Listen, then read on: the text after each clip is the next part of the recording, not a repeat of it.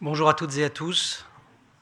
Je suis Emmanuel Davidenkov, journaliste au Monde. J'ai le plaisir de vous accueillir pour cette conférence qui vous est proposée par Le Monde et Numérique en commun, qui est un événement porté par l'Agence nationale de la cohésion des territoires. Son titre, vous le savez, Internet et les jeunes, de quoi avons-nous peur? C'est un thème qu'on a arrêté il y a plusieurs semaines et on a été rattrapé par l'actualité, un 31 décembre au soir, entre le champagne et les petits fours, quand Emmanuel Macron a annoncé la formation d'un groupe d'experts qui doit formuler des préconisations en mars sur, je cite, le bon usage des écrans pour nos enfants et dans les familles. Il est composé de 10 membres, dont l'un d'entre eux sera d'ailleurs avec nous dans quelques instants. 4 axes de travail ont été fixés. Le premier, c'est de faire émerger un constat partagé de l'impact des écrans sur la santé physique et mentale des enfants et des adolescents. On verra si ce constat partagé existe déjà. Le deuxième, c'est d'évaluer l'efficacité des dispositifs de régulation existants, notamment de contrôle parental. Ce sera notamment le sujet de l'intervention de Dominique Pasquier. Le troisième, c'est d'élaborer une doctrine de régulation des écrans. Et le quatrième, de proposer et de valoriser des outils adaptés à tous les publics avec des approches différenciées selon l'âge. On vous présentera aussi un certain nombre de réponses qui sont déjà mises en œuvre sur le terrain. Il n'en reste pas moins qu'on s'inquiète au plus haut niveau de l'État, de l'impact réputé délétère des écrans sur les enfants et sur les adolescents. On va en parler parce qu'au fond, qu'en sait-on? Que dit la recherche? Que disent les jeunes? Que se passe-t-il sur le terrain en matière d'éducation aux médias et à l'information? Ce sont quelques-unes des questions qui vont irriguer notre débat. Dans un premier temps, Anne Cordier y répondra à partir des résultats concrets de recherche de terrain et des éléments de connaissance que l'on a sur des pratiques dites numériques, donc aussi bien les pratiques informationnelles que les pratiques de sociabilité. On se tournera ensuite vers Grégoire Borst et les neurosciences. Que sait-on de l'effet des écrans sur les cerveaux? Sont-ils aussi systématiquement négatifs qu'on l'entend souvent? Spoiler alerte, tout dépend des contenus et des activités pratiquées. Succédera à Grégoire Dominique Pasquier, avec elle nous nous arrêterons sur un autre sujet essentiel, comme je vous le disais, celui de la régulation parentale, sujet qu'elle n'a pas attendu Internet pour traiter, puisqu'elle en parlait déjà à propos de la télévision il y a quelques années. Ces interventions seront nourries par 3 temps de retour d'expérience que vous présentera Dory Bruyas. Et puis ensuite, je proposerai à nos 4 intervenants de débattre ensemble et surtout avec vous à partir des questions que vous auriez à leur poser. Ça va faire à peu près un moitié-moitié. Voilà, moitié pour poser le débat avec chaque intervenant et moitié d'échange entre eux et avec vous. Pour ouvrir nos travaux, je vous demande d'accueillir notre première intervenante. Elle est professeure des universités en sciences de l'information et de la communication à l'Université de Lorraine, co-autrice notamment de Les enfants et les écrans, paru en 2023 chez Retz. Anne Cordier.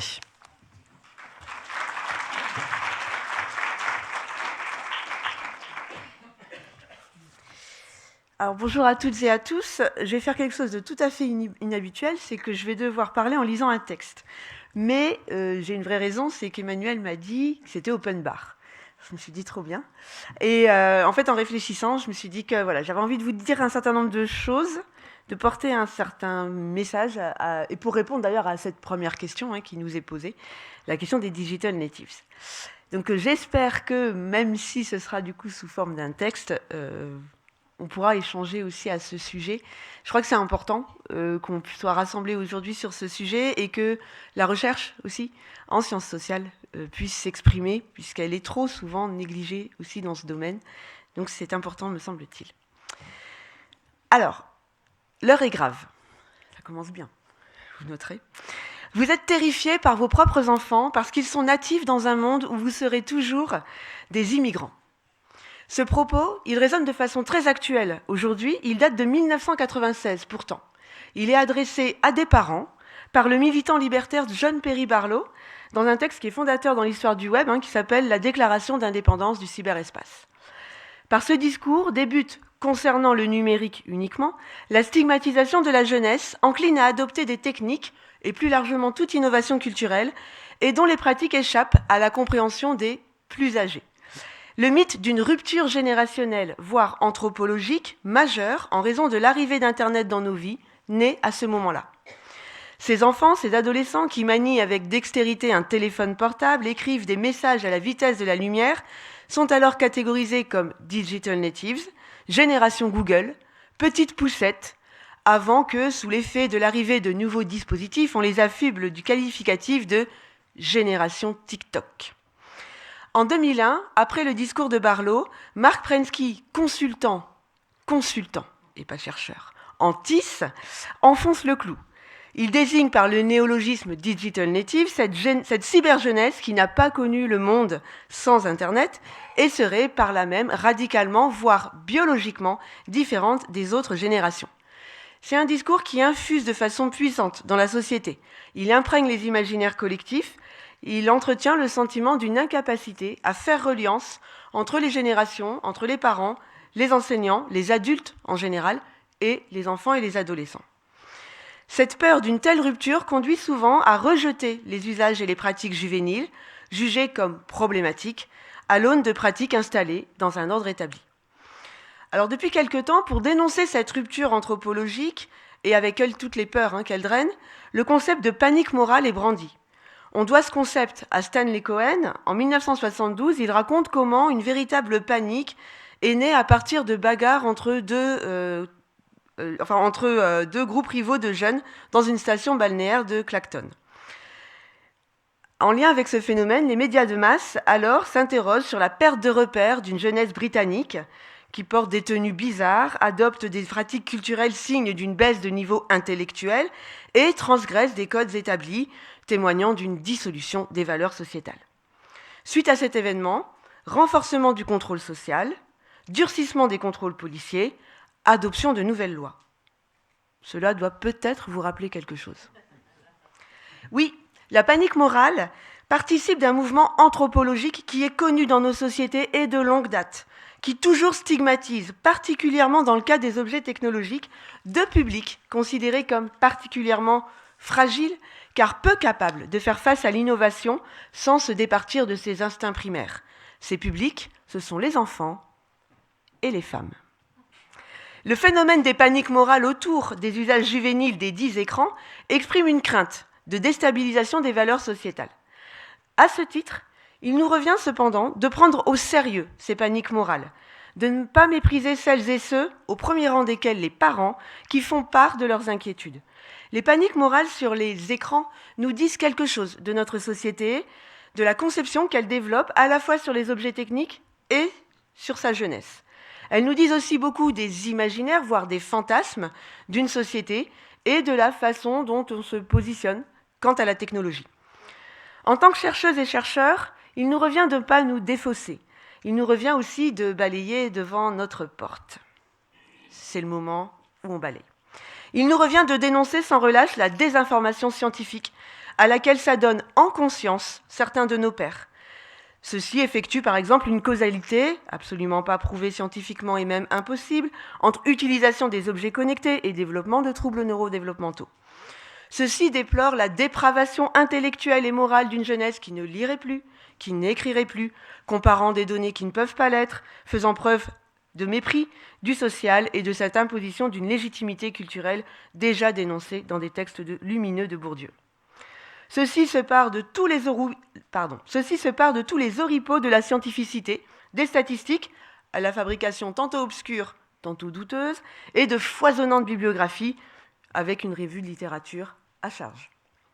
Face à cela, contribuons activement au dialogue science-société par la mise à disposition de connaissances et le refus de la récupération lucrative des paniques morales médiatiques que certains font au nom d'une prétendue expertise scientifique. C'est d'ailleurs pour cela que l'ouvrage collectif Les enfants et les écrans, auquel ont participé d'ailleurs aussi Dominique et Grégoire, a donné la totalité des droits d'auteur à deux associations, les Petits Doudous et la Quadrature du Net. L'heure est grave. Entre panique morale, évidemment jamais appelée ainsi par les entrepreneurs qui s'érigent en lanceurs d'alerte en général, et déconstruction de fantasmes, une polarisation se fait jour. Hors de la déconstruction à la négation de problématiques, il n'y a qu'un pas d'équilibriste. De vraies problématiques, et avec elles de grandes responsabilités sont à pointer. Premièrement, la captation de l'attention, dont les enfants et les adolescents rencontrés sur le terrain sont d'ailleurs les premiers à s'inquiéter pour eux-mêmes et, ironie du sort, pour leurs parents. Ensuite, les stratégies mises en place par les concepteurs des dispositifs en général qui participent au modèle de cette économie, au processus de captologie, design prédateur, dark patterns, cessons de renvoyer systématiquement aux utilisateurs la seule responsabilité de ce qui se passe lors de leur navigation ou activité en ligne. Les pouvoirs publics ont ici à agir et à faire appliquer strictement les lois qu'ils mettent en place. Digital Service Act, Digital Market Act notamment. Enfin, c'est un modèle de société que nous dessinons à travers l'espace social du web. Une problématique essentielle est celle des libertés individuelles et collectives, de la protection des données personnelles et de l'expression journalistique comme citoyenne. Vous l'aurez compris, je ne proposerai pas ici de pasteuriser l'environnement numérique. Je reprends l'expression à Olivier Houdet, qui en 2019 déjà insistait sur ce risque. Les dangers visant à culpabiliser les individus, enfants, adolescents, les discours visant à culpabiliser les individus produisent un effet gravissime, la démission de ces individus, décrits comme soumis à l'objet technique et à des puissances quasi maléfiques relevant de la sorcellerie. Or, il s'agit bien là d'objets conçus, produits, diffusés par des êtres humains. Cessons de dire les plateformes comme s'il s'agissait d'entités métaphysiques. L'heure est grave. Pendant ce temps, que faisons-nous ? L'heure est grave pour Rémi, 10 ans.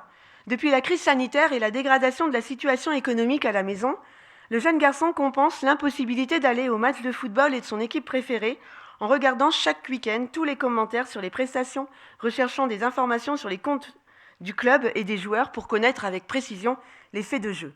Il partage ses moments avec ses frères et son père et confie, sourire timide aux lèvres, « Quand on parle à l'école le lundi des matchs, c'est comme si j'étais allée à Bollaert. » L'heure est grave pour Siskia, 13 ans. Elle raconte sa difficulté à gérer la réception de publications violentes en circulation sur les réseaux sociaux numériques. Une gestion émotionnelle qui est marquée par la solitude adolescente. Et pour cause, je cite, « On ne peut pas dire aux parents qu'on a vu ça, sinon c'est « Qu'est-ce que tu faisais encore sur ton téléphone ?» Alors on dit rien, on s'échange des messages entre nous en mode « T'as vu ça sur TikTok ? Ça fait du bien de se le partager. Mais bon, c'est pas marrant. » L'heure est grave pour Nina. À 8 ans, elle vit un grand moment. Sa maman a enfin accepté de lui acheter une tortue d'eau. Sauf que la petite fille porte désormais une grande responsabilité. Comment s'assurer que l'information qu'elle trouve sur YouTube pour nourrir sa tortue est fiable et juste ? C'est une question de vie ou de mort, littéralement. La vie de la tortue de Nina est entre ses mains. C'est un sujet sérieux. L'heure est grave pour Jonathan, 17 ans. Il cherche à se détacher de son smartphone, mais il constate « Le truc, c'est qu'avec mon téléphone, je me détends, je discute avec mes copains, j'écoute de la musique, je lis mes mangas, je m'informe sur Google News, on parle de films, tout ça. C'est difficile de s'en passer, C'est se priver de vivre, en fait. » Entendons-nous bien. Je ne vous parle pas ici de ces enfants et ces adolescents pour mettre du jeune dans mon propos. Je ne vous parle pas d'eux pour vous rassurer ou vous attendrir. Absolument pas. Il n'est pas question ici de les instrumentaliser. Par pitié, ne dites pas comme certains, hélas, que je suis rafraîchissante, ni que je suis optimiste. Je ne suis ni rafraîchissante, ni optimiste. J'ai fait de la recherche, pas des interviews ou du recueil de témoignages en micro-trottoir, activité noble pour autant, ne nous méprenons pas. Je déploie, comme d'autres chercheurs et chercheuses, un protocole d'enquête avec des questions de recherche, des hypothèses, et on essaie de faire du mieux possible. Cela, tout en étant consciente des biais qui m'animent, la foi farouche et inébranlable en l'éducation, en l'école, mais aussi en l'intelligence des acteurs, tous âges et tous statuts confondus. N'écoutez pas ou ne lisez pas les propos de ces enfants et de ces adolescents en les considérant comme touchants. Ils ne sont pas touchants. Ce sont des personnes, avec des personnalités, des pensées, des opinions, qui ne vous plairaient d'ailleurs pas forcément, des joies, des craintes, des personnes qui font des choix, en conscience ou non, comme nous tous. Enfin, l'heure est grave. Les paniques morales, les affirmations péremptoires à teneur idéologique sans fondement scientifique ont aussi une conséquence. L'invisibilisation du travail acharné et quotidien de Sophie, Régis, Justine, Anthony, Lisa et tous ces enseignantes et ces enseignants du premier et du second degré qui œuvrent depuis de longues années pour une éducation à l'information et aux médias au plus près des besoins et des réalités sociales de leurs élèves. Cessons de dire qu'il y a urgence en faisant croire que rien n'est fait, que tout est à faire. Ce n'est pas du tout le cas.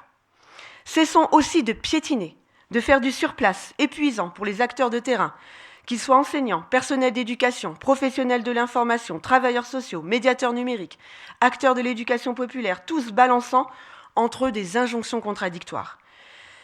Des pensées spéciales à ces enseignants qui luttent pour parvenir à exploiter le numérique dans la classe, soit parce que l'école n'est pas tout à fait entrée dans l'ère du numérique, comme le proclamait la loi d'orientation de 2013, avec une disparité d'équipement criante selon les établissements scolaires, soit parce que, imprégnés des paniques morales ambiantes, les parents d'élèves s'inquiètent, voire s'opposent de plus en plus aux usages numériques dans la classe, convaincus que l'école est complice de l'appauvrissement langagier, social, culturel de leur enfant. Car oui, nous en sommes là, c'est une réalité de terrain, implacable et sidérante. Une autre réalité de terrain, pour conclure, conjointe, c'est le bonheur avec lequel les enfants et les adolescents s'engagent dans l'activité informationnelle, mesurant leur chance de pouvoir s'informer dans un espace à la richesse incomparable, prenant plaisir à assouvir leur curiosité et à comprendre le monde qui les entoure. Reconnaissons ce plaisir au quotidien, faisons-le fructifier dans les salles de classe, les médiathèques, les ateliers de médiation, les centres sociaux et dans les familles, pour que la chance et la joie de s'informer n'aient d'égal que celle d'éduquer à l'information et aux médias. Je vous remercie.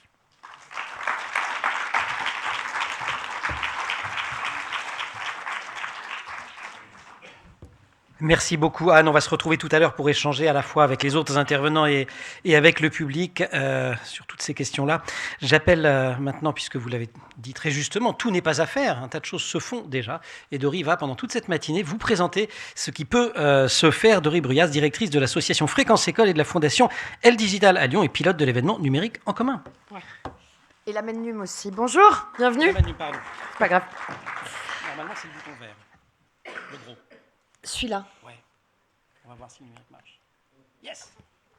Alors en fait, ce que j'ai voulu préparer ce matin, c'est de revenir sur des témoignages de terrain, d'acteurs et de parents que nous rencontrons assez régulièrement, que ce soit dans des rencontres comme à l'occasion de Super Demain, que ce soit à l'occasion de rencontres parents, de conférences parents. Il y a ici certains de nos intervenants conférenciers. Bref, on rencontre des familles et on discute avec elles et surtout on écoute leurs inquiétudes. Cette phrase, cette demande, on l'entend extrêmement souvent. L'idée donc, je ne vais pas vous la lire parce que vous savez lire a priori, l'idée que potentiellement les jeunes aujourd'hui restent enfermés pendant des heures dans leur chambre, cette espèce de culture de la chambre, ces enfants de l'intérieur, et peut-être que c'est encore plus fort depuis le Covid d'ailleurs, et qu'ils se referment avec l'utilisation d'Internet. Et cette phrase, je voudrais simplement qu'ils sortent de la maison. Alors, c'est pas valable pour tous les âges, ils le disent. Mais nous, ce qu'on sait, et donc l'idée c'est de revenir sur des petites séquences de ce type-là, c'est qu'il y a deux choses à retenir de cette idée-là. La première, il y a un superbe article d'ailleurs qui était paru dans Le Monde au mois de décembre et qui croisait 4 regards de chercheurs sur la question de l'enfant de l'intérieur. Ce qu'on sait aujourd'hui, c'est que les enfants ne sortent plus autant, mais aussi que c'est beaucoup moins accepté socialement, qu'en fait les enfants, vous voyez cette photo qui date, les enfants jouent pas dans la rue, dans Paris, ne serait-ce que parce que la rue n'est pas faite pour que les enfants jouent dans la rue, dans les grandes villes en tout cas.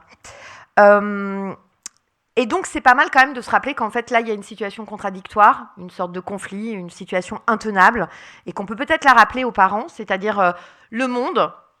Vous savez, cette phrase aussi, laisse pas traîner ton fils si tu veux pas qu'il glisse, c'est vraiment cette idée-là. Depuis une vingtaine, trentaine d'années, on sent cette pression qui consiste à ne pas vouloir que les enfants aillent dans la rue, que les enfants sortent, que les enfants se déplacent. Et pour autant, on veut qu'ils restent quand même des enfants. Et donc, on peut imaginer que le numérique remplit cette fonction. Il leur permet d'être des enfants, des ados, en relation, de vivre des expériences, de vivre des émotions, en restant chez eux. Et donc, cette ambiguïté, elle est intéressante à constater, c'est-à-dire, est-ce qu'on préfère, quand on est une mère d'adolescente, savoir son fils bourré dans une voiture à 2h du mat', ou est-ce qu'on préfère le savoir en train de jouer en ligne à CSGO? En vrai, a priori, si je vous dis les choses comme ça, dans le contexte qu'est le nôtre, vous allez me dire que vous préférez en effet que votre adolescent soit plutôt en train de simuler la guerre que de vivre véritablement des risques physiques qui seraient fatals pour lui. La deuxième chose, c'est qu'on sait aussi que ce jugement qui consiste à dire oui, mais il n'a qu'à faire autre chose, en fait, ça dépend de ce qu'on est en capacité d'organiser dans la vie de son enfant. Et donc, il ne faut pas rater l'injustice sociale qui est évidemment à l'œuvre, et finalement, l'espèce de jugement moral de personnes qui, elles, ont des solutions de prise en charge de leurs enfants, d'activités socio-éducatives, culturelles, et donc évidemment pour qui finalement il y a une kyrielle d'activités possibles. Il y a des adolescents pour qui finalement la seule activité possible c'est leur smartphone ou aller dans la rue, mais on a dit que la rue c'était pas acceptable. Donc du coup à un moment donné on peut pas non plus en permanence vouloir que les enfants sortent et tout faire pour qu'ils ne sortent pas. Et je pense qu'il faut être très, très attentif à cette contradiction qu'on rencontre beaucoup sur le terrain, parce que même les parents, ils la sentent, la contradiction, et ils sont... je ne les juge pas, hein. Enfin, je veux dire, on est... je vous en prie. Je ne les juge pas, évidemment. Simplement, c'est vrai qu'en fait, on ne se rend pas compte qu'elle existe et qu'elle est là en permanence, et que du coup, on ne peut pas dire une chose et son contraire. En tout cas, sachez que les adultes qu'ils sont pris dans cet étau. Voilà.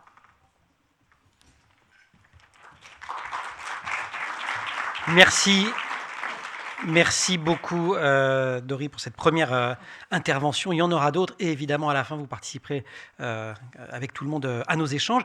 On va maintenant passer du côté des neurosciences. Je vais vous demander d'accueillir Grégoire Borst.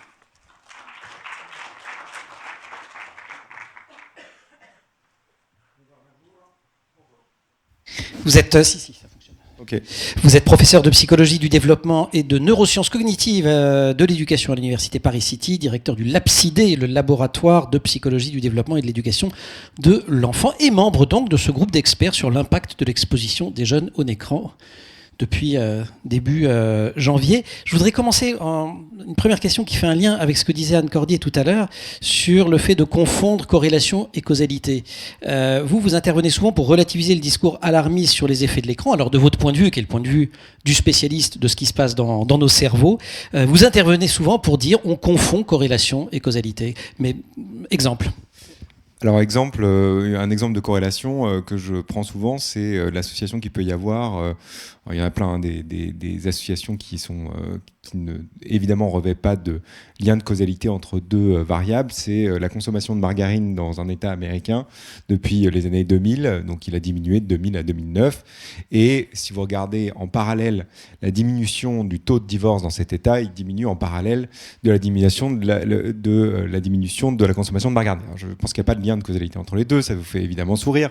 Sauf qu'en fait, c'est exactement ce qu'on vous dit sur les écrans. C'est-à-dire que si vous regardez, par exemple, et je rappelle que ça a quand même été publié dans Le Monde, il y a eu 3 tribunes d'un collectif de surexposition aux écrans qui, effectivement, utilisent exactement le même argument, qui dit « Regardez l'augmentation des troubles neurodéveloppementaux, troubles de la parole, troubles et ainsi de suite », et qui dit « Vous voyez, qu'est-ce qui a changé entre 2010 et 2018 ? Vous avez une augmentation de l'ensemble de ces troubles du langage, par exemple, et autres. » Et qu'est-ce qui a changé entre 2010 et 2018 ? Les écrans. Donc il y a un lien entre les deux. Ça n'a aucun sens de dire ça. Et pour autant, c'est le discours qu'on vous sert. Et donc c'est ça la problématique. C'est établir un lien de causalité, c'est extrêmement complexe. Alors, le délégué interministériel au handicap l'a très bien rappelé, on est un très grand nombre de personnes à le dire. Il n'y a aucun lien possible entre l'émergence des troubles du neurodéveloppement et l'exposition aux écrans. Tout simplement parce qu'un trouble neurodéveloppemental, ça émerge du fait du développement cérébral avant même toute exposition aux écrans. Donc cette discussion, il ne faut plus l'avoir. C'est-à-dire qu'il faut être assez clair. Il y a un moment, il faut arrêter d'avoir cette discussion sur les troubles neurodéveloppementaux et l'association avec les écrans. Ce n'est pas possible. Donc ne fantasmez pas un lien possible entre les troubles du spectre autistique, les troubles de la parole, les troubles de la dyspraxie ou de la dyslexie, troubles de l'apprentissage du langage écrit et ou troubles de la motricité et l'exposition aux écrans. Ça n'est pas possible. Il ne peut pas y en avoir. Donc il faut qu'on dépasse cette problématique-là parce que pour établir un lien de causalité, le seul moyen en fait d'établir un lien de causalité, quand vous avez une approche expérimentale en tout cas, c'est ce qu'on fait notamment dans le domaine de la médecine, c'est de comparer en fait l'exposition ou non à des écrans et de regarder avant et après cette exposition, qu'est-ce que ça pourrait produire sur le développement cognitif, sur le développement cérébral et sur le développement socio-émotionnel de l'enfant et de l'adolescent. Alors je rappelle qu'on a 2 problématiques pour faire ça aujourd'hui. La première chose, c'est que si vous pouvez penser qu'il y a un effet négatif de l'exposition aux écrans, vous ne pouvez pas faire cette expérience, vous n'avez pas le droit, éthiquement. Je ne vais pas dire, alors je vais prendre des enfants. Je vais les rendre à la naissance, il y a un groupe, je vais les exposer tout le temps, 5 heures par jour à des écrans, ou 10 ou 15, et puis l'autre, jamais, et puis je regarde dans 5 ans, qu'est-ce qui se passe. Bon, après, il y a plein d'autres variables confondues en plus, qui vont être difficiles de contrôler. Mais comme je peux penser qu'il y a un effet négatif, évidemment, mon comité d'éthique, et comme il est aussi, il y a des gens de la société civile qui en font partie, il n'y a pas que des chercheurs, heureusement, parce que sinon, effectivement, les chercheurs diraient « Ouais, allez, vas-y, pas de problème ». les gens de la société civile, ils vont, bon, attendez, non, en fait, on peut pas le faire, ça. Et puis, le tout problème, c'est qu'on est tous exposés aux écrans. Vous avez plus de groupe contrôle. Vous pouvez pas regarder un groupe témoin qui serait pas du tout exposé aux écrans. Ça n'existe plus aujourd'hui. Donc, c'est pour ça que c'est difficile d'établir une causalité. Ce développement cérébral, qu'est-ce qui vient le troubler ? Alors, le développement cérébral, il est évidemment impacté, et c'est ça qu'il faut bien comprendre, c'est-à-dire que quand on s'intéresse au développement cérébral, on s'intéresse finalement à l'ensemble des facteurs qui vont jouer sur ce développement cérébral. Pourquoi ? Parce que ce cerveau, il a une particularité, c'est qu'il n'a pas du tout fini son développement quand nous naissons. Il continue son développement une période extrêmement prolongée de notre vie, puisque on parle de 20 à 25 ans pour que notre cerveau soit configuré comme un cerveau adulte. Et évidemment, l'environnement dans lequel nous évoluons a un impact sur notre cerveau, puisque vous savez aussi que ce cerveau a une caractéristique, c'est qu'il est plastique, c'est-à-dire que au cours du temps, du fait des apprentissages auxquels nous sommes exposés, du fait des compétences que nous développons, du fait de certaines caractéristiques de l'environnement, il va se transformer, les connexions entre les neurones vont se transformer, il y a même parfois de la neurogénèse, l'émergence de nouveaux neurones, et ainsi de suite. Et on sait qu'il y a plein de facteurs qui jouent là-dessus. Jusqu'à 25 ans. Hein. Jusqu'à 20-25 ans. J'insiste parce que je crois que dans les nouveautés de la recherche, ouais. Par rapport à ce qu'on pouvait raconter par exemple il y a 20 ans, il y a 2 périodes qui ont été revisitées. C'est la toute petite enfance et justement ce qui après 16 ans, quoi, pour dire les choses rapidement. Oui, pour dire les choses rapidement, c'est vrai qu'on a un tropisme très fort sur les premières années de la vie, la période des 0-3 ans, alors, ou 0-2 ans, puisque c'est les 1000 premiers jours. Vous avez entendu sans doute parler de cette commission qui a beaucoup insisté sur l'importance effectivement de créer un environnement propice au développement cérébral chez les très jeunes enfants, mais on a oublié qu'il y a une autre période de sensibilité très forte du cerveau à l'environnement, qui est la période de l'adolescence, dont a déjà parlé Anne, qui est finalement une période sur laquelle il faut effectivement avoir un focus particulier, parce que c'est une période d'opportunité, de vulnérabilité. Votre cerveau est très plastique, donc c'est génial, vous apprenez très vite, et on apprend plein de choses pendant l'adolescence. Ça paraît moins évident que pendant les premières années de la vie, mais c'est incroyable tout ce qu'on apprend à l'adolescence, notamment à discerner l'information, apprendre à s'extraire de sa cellule familiale, d'aller chercher des liens d'attachement en dehors de sa cellule familiale, d'investir finalement la société, comprendre les hiérarchies sociales. Enfin, on apprend plein de choses, quoi. Et donc, c'est effectivement ce cerveau, il est très rapidement impacté par un certain nombre de facteurs environnementaux, et je rappelle le premier d'entre eux étant les caractéristiques spécifiques de certains environnements socio-économiques. Je veux dire, votre environnement social d'origine va jouer dès 4 mois après la naissance sur le développement de votre cerveau. Donc ok, j'entends bien, et comme il y a des interactions aussi avec le temps passé devant les écrans en fonction de votre milieu social d'origine, ça peut être un facteur aggravant, mais rappelons-nous quand même que ce qui produit aujourd'hui le plus d'effets sur le développement cérébral, c'est votre milieu social d'origine. Parce qu'il a des caractéristiques particulières, hein. C'est une loi générale. C'est parce que vous êtes plus soumis à du stress chronique, vous avez moins de bonne qualité du sommeil et que votre environnement cognitif et socio-émotionnel est moins stable que dans d'autres environnements. Justement, être confronté aux écrans, comme le sont absolument tous les enfants dès la naissance et comme on l'est par la suite, ne nous informe en rien sur ce qui se passe sur les écrans en question et sur ce qu'on y fait. Et ça, vous dites, ça reste, alors, non pas un angle mort, parce que beaucoup de chercheurs y travaillent, mais en tout cas, c'est un sujet sur lequel il faudrait vraiment porter le projecteur. Mais est-ce que ça renvoie pas à un truc qu'on disait tout bêtement sur la télé il y a des années, quand on disait il vaut mieux regarder un documentaire sur une chaîne franco-allemande que de regarder une émission de télé-réalité sur une chaîne qui fait des bâtiments? Non, mais en fait, on le disait aussi sur le livre. On sait bien qu'il y a effectivement sur l'écrit aussi, je dirais, un degré différent de l'exposition, par exemple, à la complexité de la langue en fonction de ce que vous lisez. Bon, bah, c'est exactement la même chose sur un média comme la télévision, et c'est exactement la même chose sur un écran, alors qui a en plus diversifié les usages, beaucoup plus que la télévision.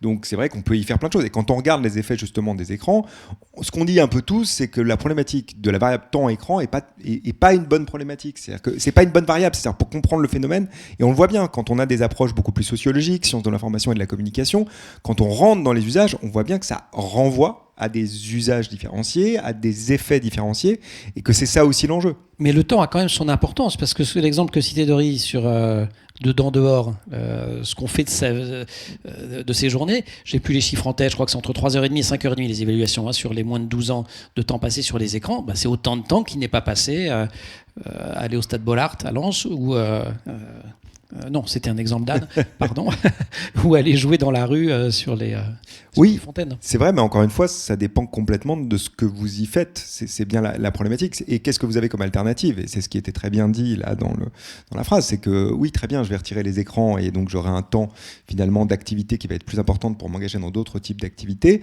Mais si pour autant ces activités ne sont pas d'une certaine manière enrichissantes pour les enfants, bah, vous allez avoir des effets qui pourraient être similaires. Et on voit bien qu'effectivement, un des enjeux qui aujourd'hui, c'est pas simplement le temps passé par les enfants devant leurs écrans, quand ils sont très jeunes, hein, j'entends, là on parle de la période 0-3, c'est aussi évidemment le temps passé par les adultes quand ils devraient être en interaction avec leurs enfants. Parce qu'en fait, développer le langage oral, ça nécessite des interactions langagières entre les parents et les enfants. Donc il n'y a pas que la problématique, on prend toujours par le prisme du temps que passent les enfants devant leurs écrans, mais il y a évidemment la problématique des parents qui passent du temps sur leurs écrans quand ils devraient être en interaction avec leurs enfants. Dernière question, et je repasse la parole à Doris juste après.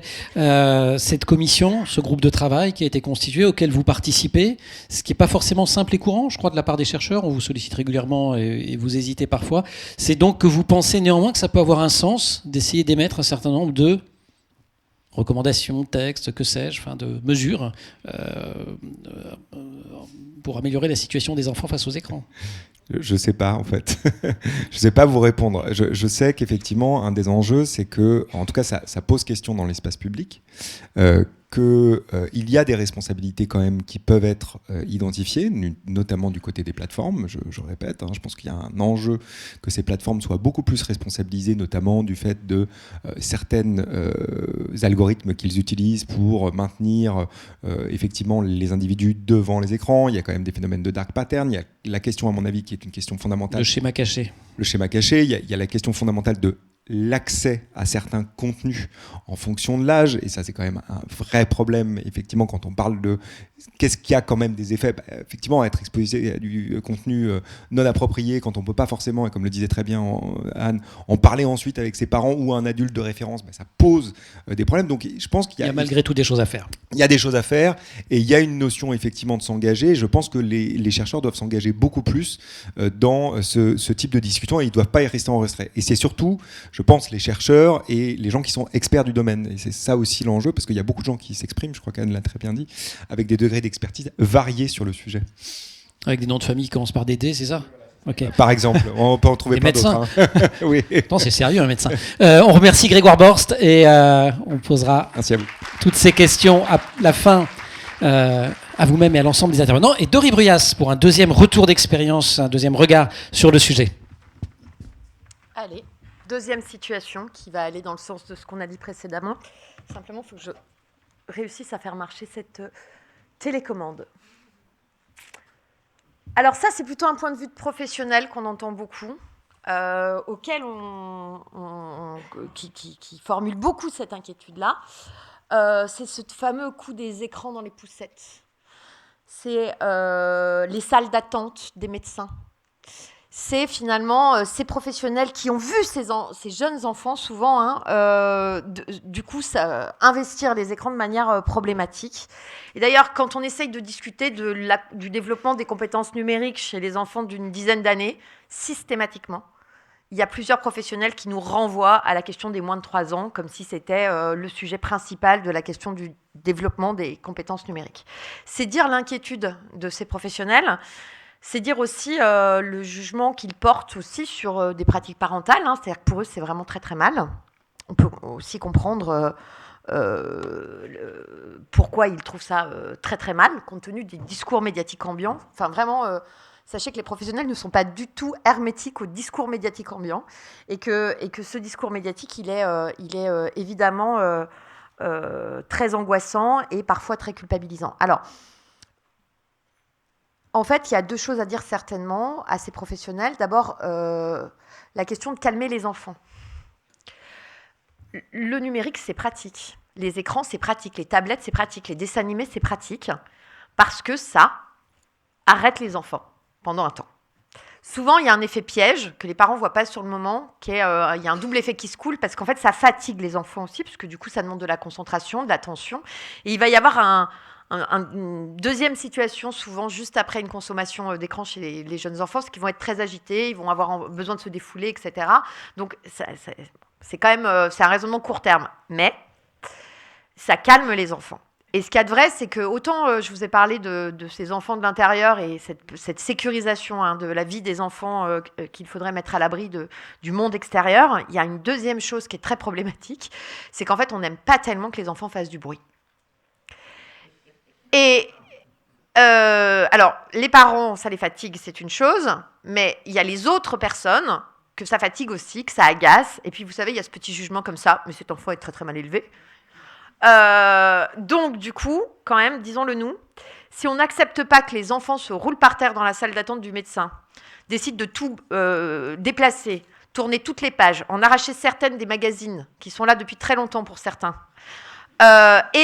de poser des questions, être gênant dans de multiples situations, eh bien oui, il vaut mieux dans ce cas-là, en effet, qu'ils regardent un petit dessin animé.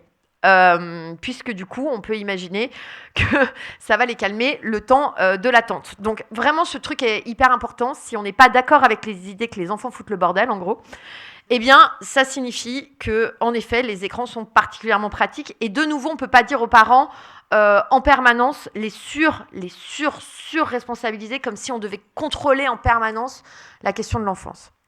La deuxième idée, c'est une idée qu'on avait traitée un peu lors de Super Demain déjà avec Grégoire et Anne, mais c'est les travaux de Livingstone qui nous montrent très clairement que quelle est la projection que se font les parents du monde de demain.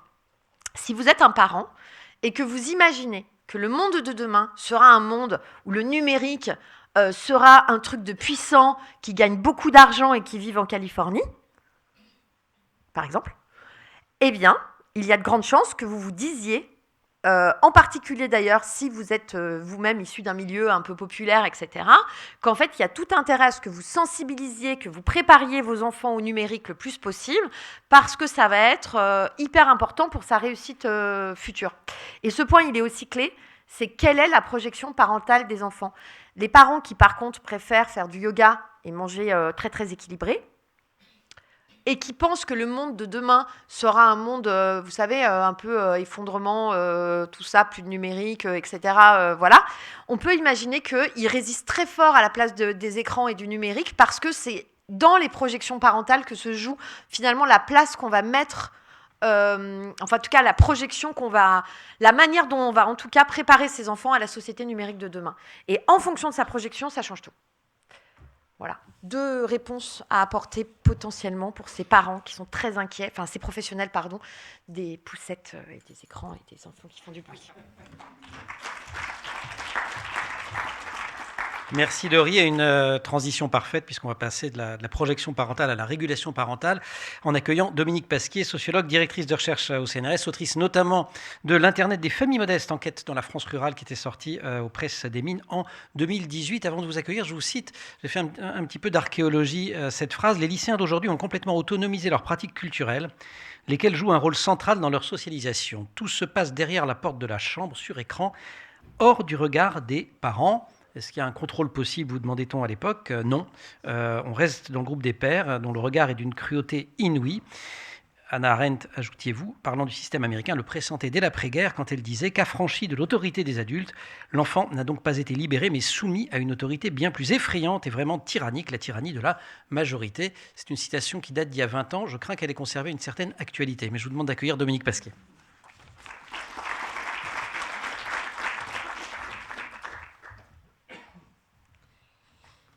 Bonjour à tous, merci Emmanuel. Je vais essayer de situer ces problèmes de régulation parentale à travers quatre points différents.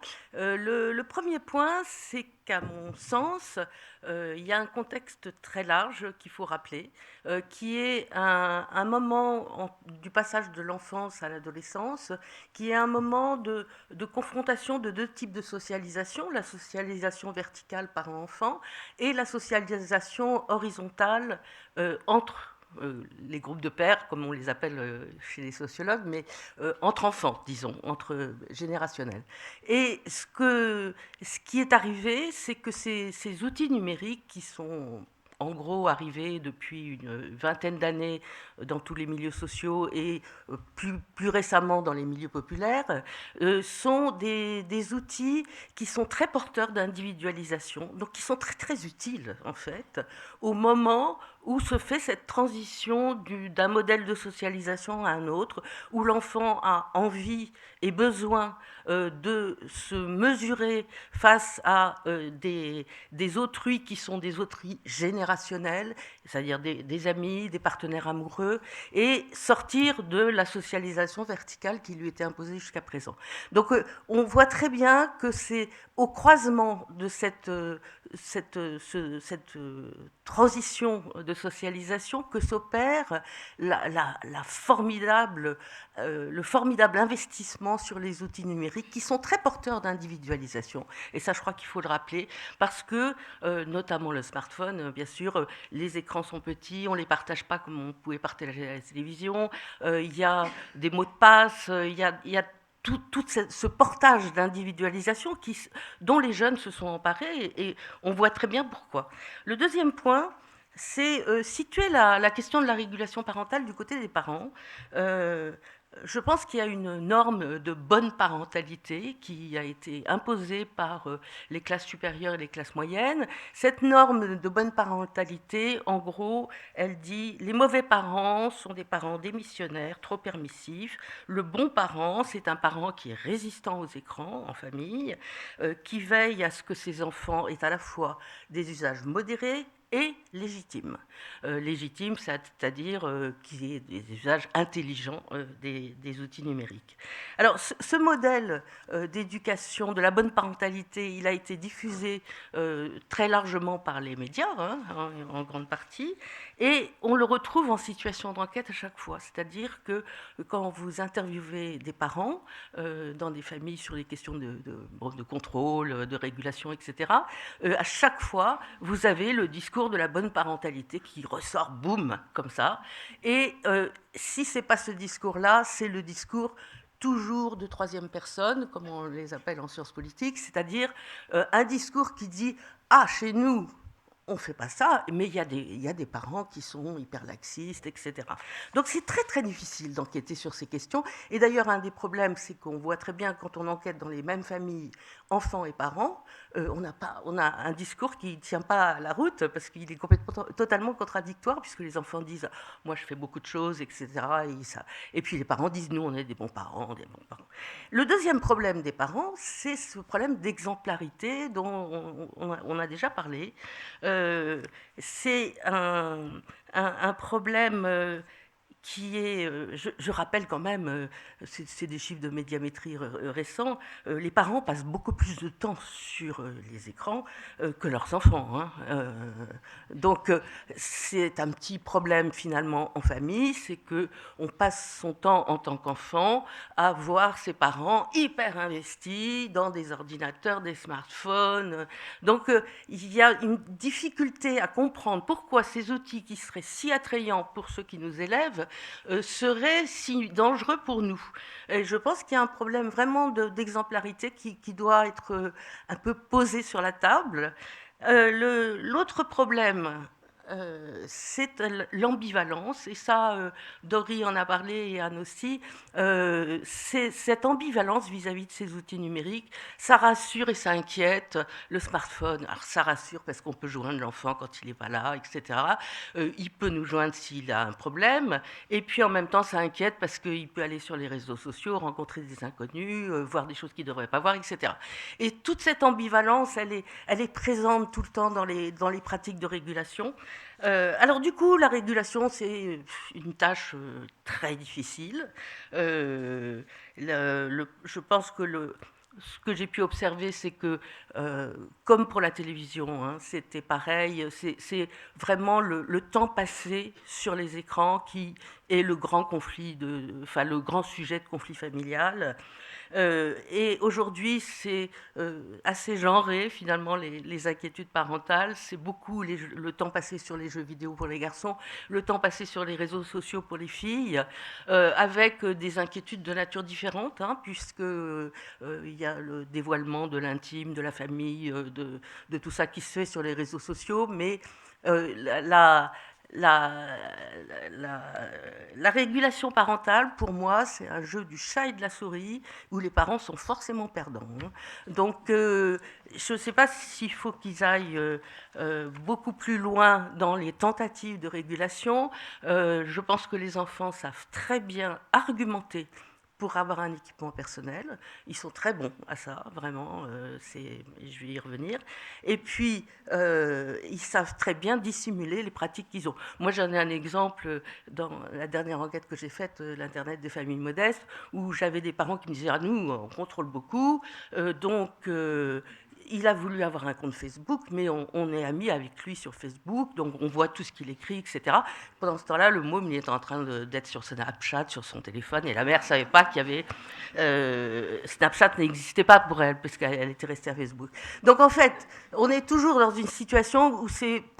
Moi, je pense qu'il faut essayer de je ne sais pas où poser les limites. Alors, ce qui est frappant pour une sociologue, c'est les différences sociales dans les régulations parentales. Alors, il y a un constat massif et toutes les recherches convergent sur ce point.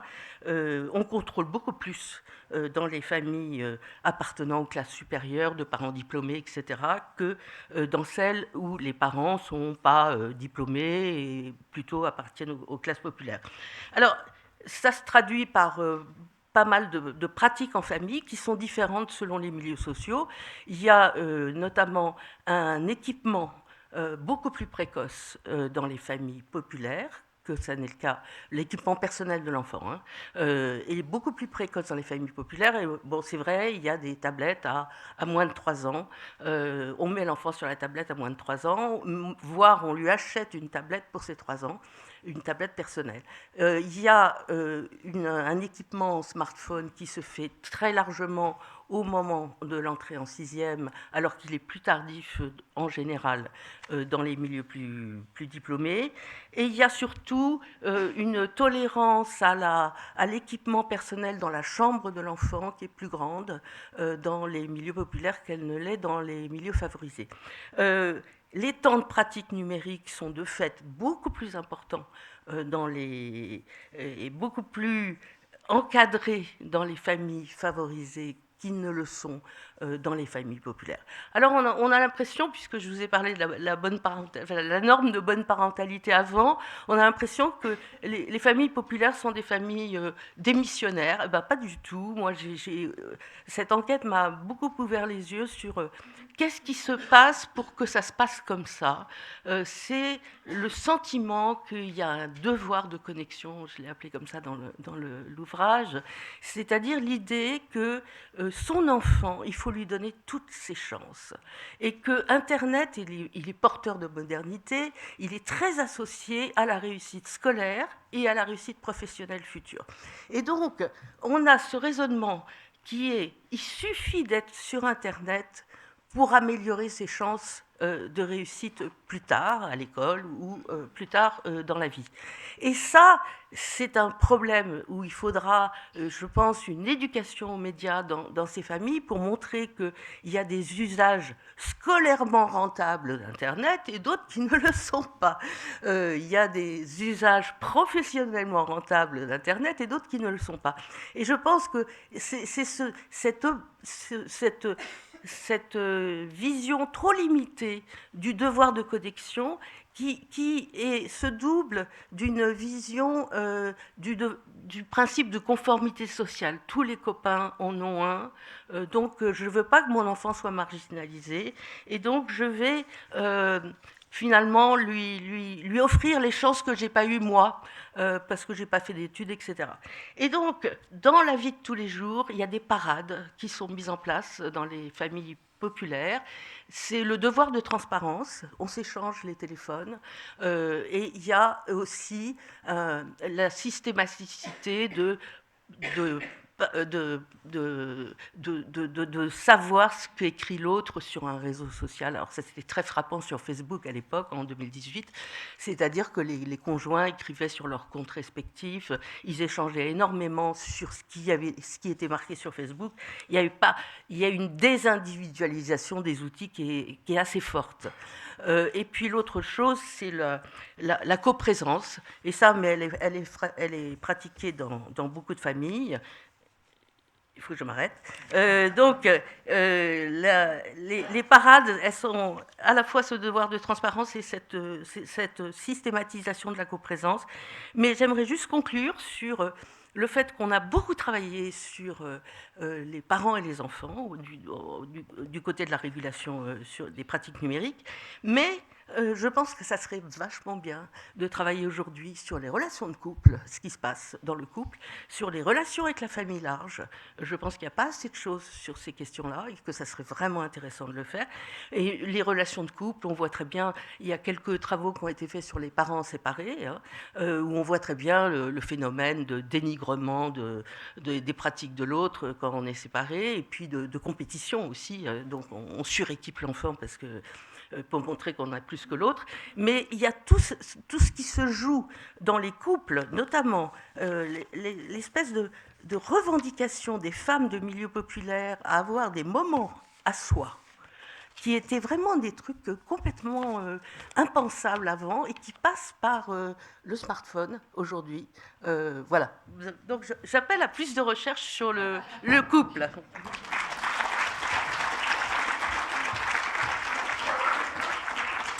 Merci beaucoup Dominique. Il ne faut pas totalement que vous arrêtiez là, puisqu'on va vous retrouver dans quelques minutes pour débattre avec tout le monde, mais effectivement ça nous permet de tenir à peu près le timing qui est le nôtre, puisqu'on est ensemble jusqu'à 10h30. Je vais demander à Dory de nous proposer un troisième et dernier retour d'expérience, et ensuite on débat.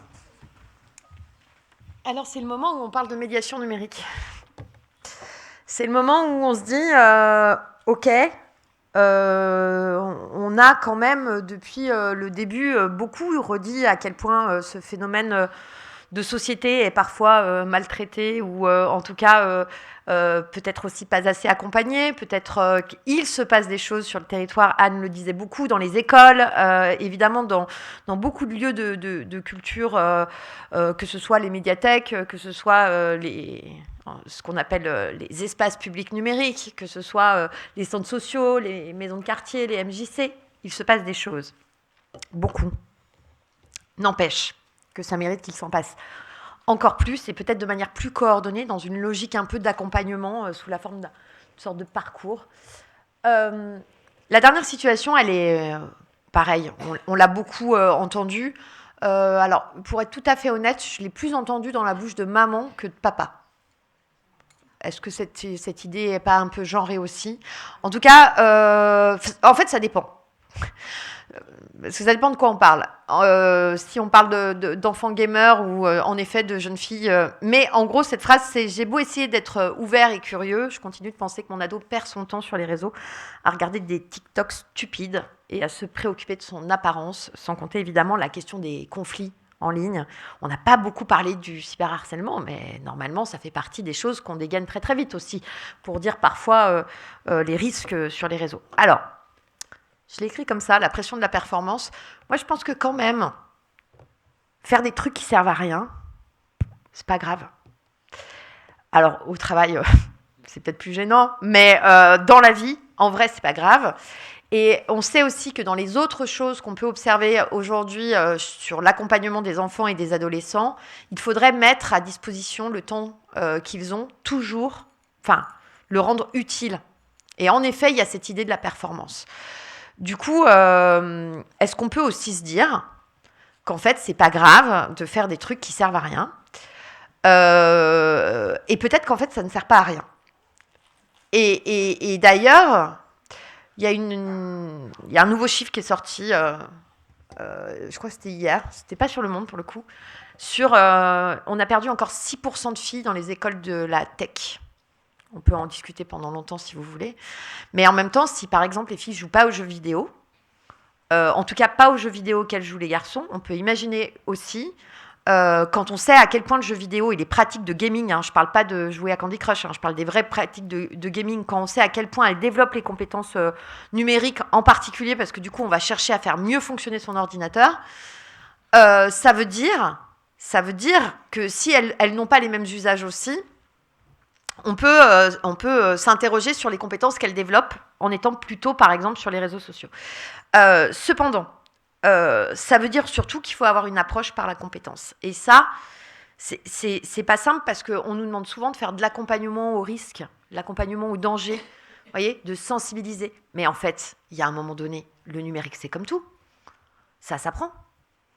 Et peut-être que du coup, moi, je suis étonnée de voir qu'on a un groupe qui s'est constitué sur l'impact des écrans et que sur la question du développement généralisé des compétences numériques, on a encore du mal à avancer, surtout à le structurer de manière à ce que ce soit véritablement transversal, c'est-à-dire qu'on s'appuie aussi bien sur l'éducation populaire que sur l'éducation nationale, etc.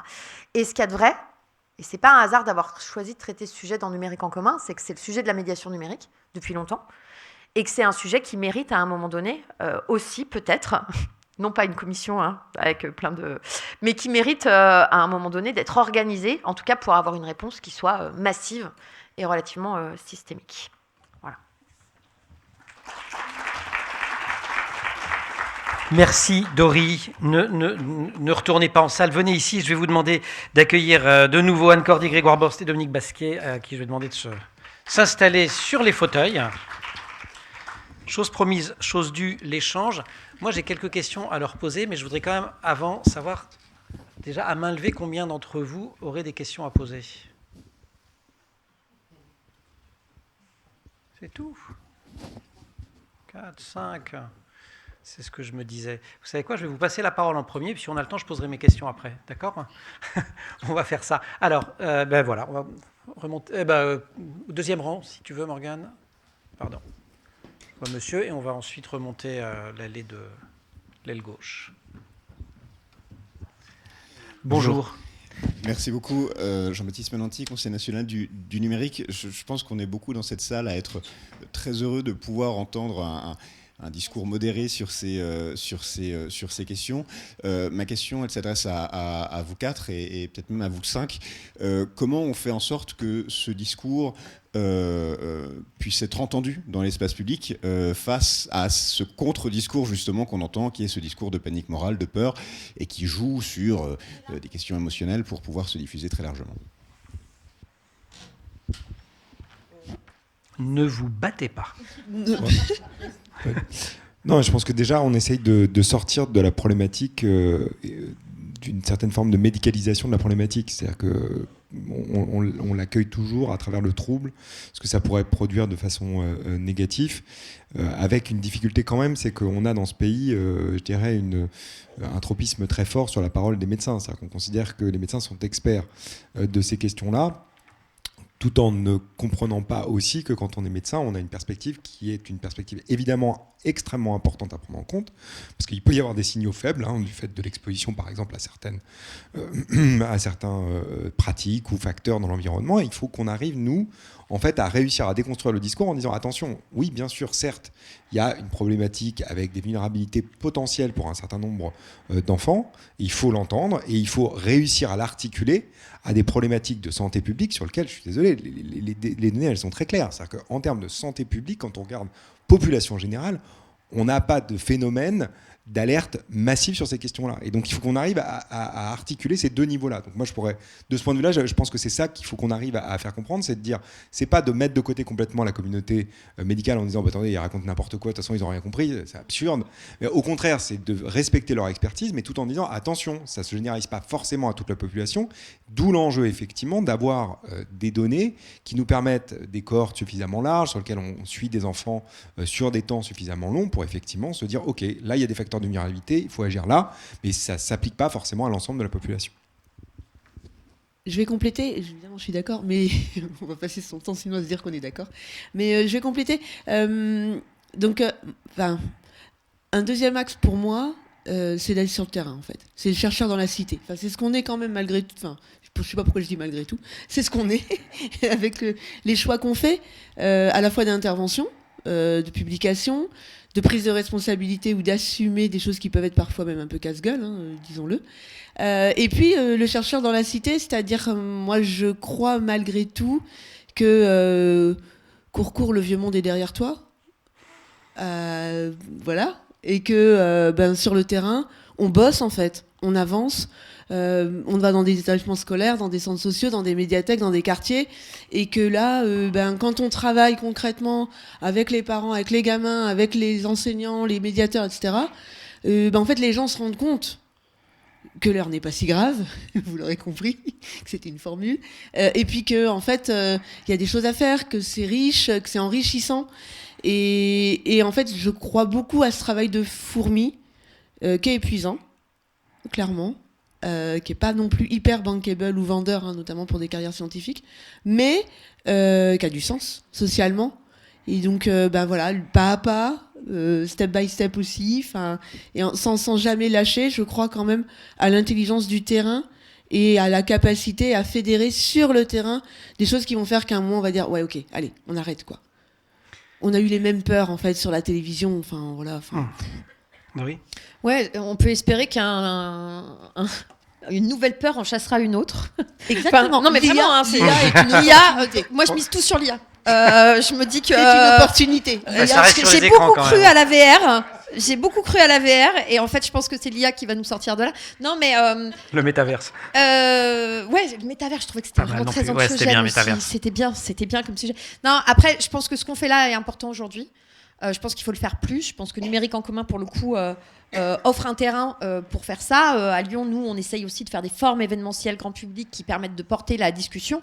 Cependant, moi, je suis quand même très énervée et très inquiète en même temps. C'est-à-dire que j'ai l'impression qu'en fait, on a beau expliquer, clarifier, avancer, il y a des step-back réguliers avec des nouvelles vagues de panique morale qui sont inexplicables pour moi. Enfin, je comprends pas.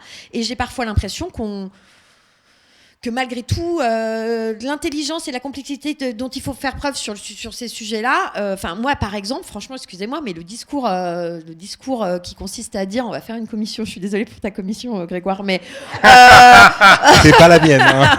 Voilà, j'ai pas compris ce que ça foutait dans un discours présidentiel, quoi. Et donc, du coup, je me suis dit, mais c'est pas possible. On vient de reperdre je sais pas combien d'années de travail, pour le coup, de fourmis, de terrain, de preuves, etc. Et donc, je me méfie quand même d'une sorte de climat réactionnaire, là. Et du coup, je pense qu'il faut qu'aussi on ait une forme de radicalité dans le propos. Voilà. Et qu'il ne faut pas lâcher là-dessus. Pardon.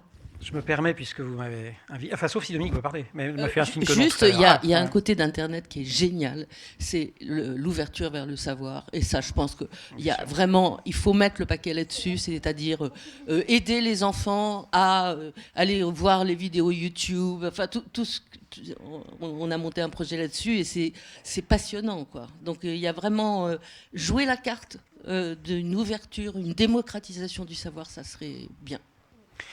Et quant à moi, puisque vous m'interrogez, d'un point de vue de journaliste, donc d'un point de vue on essaye de décrire un peu ce qui se passe, moi j'ai deux réponses à votre question. C'est la rencontre entre quelque chose qui a trait au numérique et puis un discours de fond dont vous venez de parler, qu'un discours politique. Donc d'abord, en matière d'éducation, j'allais dire depuis toujours, mais singulièrement depuis le milieu des années 80, vous avez vraiment un mouvement conservateur, pour ne pas dire réactionnaire, qui est très puissant. C'était d'abord sous Chevènement, ça a été les bouquins de Philippe Nemo, etc. Ensuite, on a commencé à fabriquer les crétins, puis les crétins digitaux. Et vous avez un discours qui a un écho, et qui a un écho très important dans l'opinion, parce que c'est effectivement une espèce de discours de bon sens, qui pratique plutôt la corrélation que la causalité, mais qui parle aux gens. Et si on n'est pas en capacité de le déconstruire très rapidement, c'est compliqué. Et c'est toujours plus compliqué de se battre contre un discours, enfin avec des arguments complexes, contre un discours simpliste, que l'inverse. Et ça traverse c'est un mouvement de fond. Mais c'est un mouvement qui dit aussi un désarroi des parents, un désarroi de la communauté enseignante, des éducateurs, face à des jeunes avec lesquels ils ont du mal à faire, qui ne comprennent pas toujours. Et effectivement, il y a cette tentation que moi, que je ne méprise pas en tant que telle. Enfin, vous voyez ce que je veux dire. Mais ça vous donne effectivement, tiens, on va tenter l'uniforme, on va tenter ci, on va tenter ça. Et puis finalement, un tas de gens qui disent, oui, ça pourrait peut-être marcher. Non, ça ne va pas marcher. Mais ça répond à une vraie question. Et je pense qu'il ne faut pas évacuer la vraie question. Et sur le numérique, il est apparu il y a quelques années. Alors, moi, il se trouve que j'avais fait un bouquin qui s'appelait Tsunami numérique il y a maintenant une dizaine d'années. Et je me souviens, parmi toutes les interventions que j'ai faites après, d'une intervention devant des responsables de l'éducation nationale. Donc, je trouvais ça chouette qu'on m'invite. C'était au NUMA, je trouvais ça moderne. L'éducation nationale bougeait. Et donc, je leur raconte ce qu'il y a dans le tsunami numérique. Mon hypothèse étant que ça allait changer plein de choses. C'était une hypothèse d'une grande originalité. Mais je suis que journaliste, hein, moi, je ne suis pas chercheur. Et à la fin, ils me disent d'accord, mais vous ne nous dites pas comment ça va résoudre les inégalités sociales. Et donc, comme je suis bien élevé, je ne leur ai pas dit, mais allez-y, ne vous gênez pas, résolvez-les, mais ce n'est pas l'école que vous avez construite et que vous faites vivre qui les résout. Donc, voilà. Donc, je n'ai pas dit ça parce que c'était pas sympa, mais je le pensais profondément. Et mon analyse derrière ça, de la même manière, c'est que ça renvoie, parce que tout ça renvoie à des problèmes de formation, renvoie à des questions de pédagogie, et je ne suis pas certain que ce mot de pédagogie que certains ont transformé en gros mot en l'appelant pédagogisme, personne ne se dit pédagogiste. Vous avez des gens qui disent « moi je suis fasciste, moi je suis communiste », personne ne dit « je suis pédagogiste ». Ça n'existe pas, Mérieux, il ne dit pas « je suis pédagogiste ». Bon, Waterloo s'est amusé à faire un bouquin là-dessus, mais c'était par dérision. Et donc on a construit cet ennemi, mais c'est comme le wokisme. Les chercheurs sur lesquels on s'appuie, américains, etc., qui ont développé une pensée dans ce domaine-là, n'ont jamais dit « je suis wokiste ». Voilà. Et donc la pédagogie, à mon avis, est au cœur, et l'éducation nationale a un petit peu de mal à retisser un débat autour de ça et à refaire vivre les choses. Or, les questions de numérique, c'est d'abord des questions de pédagogie, ce n'est pas des questions d'écran ou de pas écran. Excusez-moi, j'ai peut-être fait trop long, mais je vais donner la parole, je la prends. Question suivante. Alors, monsieur au deuxième rang. Bonsoir. Pardon. Bonjour Alexandre, vice-président à la structuration d'e-sport amateur en France pour France e-sport. Moi, c'est plus une main tendue qu'une question. En fait, c'est de savoir comment le tissu associatif amateur aujourd'hui en France, qui travaille déjà à l'acculturation des institutions locales, peut aider les administrés justement à la compréhension du discours que vous avez mis en avant.